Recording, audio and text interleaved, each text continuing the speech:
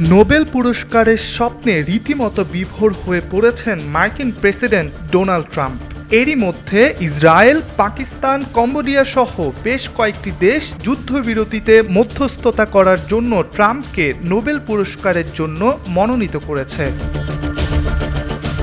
তবে এবার এক অদ্ভুত কাণ্ড ঘটালেন ট্রাম্প। নরওয়ের মন্ত্রীকে ফোন করে সরাসরি নোবেল পুরস্কারই দাবি করে বসলেন তিনি। নরওয়ের ব্যবসা বিষয়ক দৈনিক ডাগেন্স নাইরিং সলিভের বরাতে এ তথ্য জানিয়েছে বার্তা সংস্থা রয়টার্স। নাম প্রকাশে অনিচ্ছুক সূত্রের বরাতে সংবাদ মাধ্যমটি জানায়, নরওয়ের অর্থমন্ত্রী জেন্স স্টলটেনবার্গ যখন অসলোর রাস্তায় হাঁটছিলেন তখন হঠাৎ করে ডোনাল্ড ট্রাম্প তাকে ফোন করেন। তিনি নোবেল পুরস্কার দাবি করেন এবং শুল্ক নিয়ে আলোচনা করতে চান।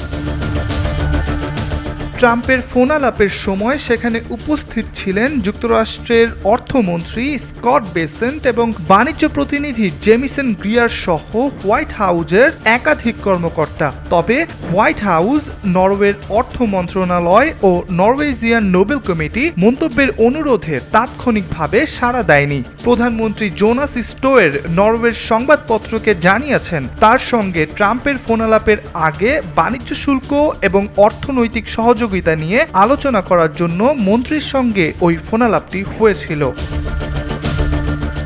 এটি প্রথমবার নয়। পশ্চিমা সামরিক জোট ন্যাটোর সাবেক মহাসচিব স্টলটেনবার্গের সঙ্গে এর আগেও নোবেল প্রসঙ্গে কথা বলেছেন ট্রাম্প। তবে ট্রাম্প নোবেল পুরস্কার নিয়ে কি বলেছেন সে বিষয়ে জানতে চাইলে বিস্তারিত বলতে রাজি হননি স্টলটেনবার্গ। ইব্রাহিম হোসেন, আজকাল।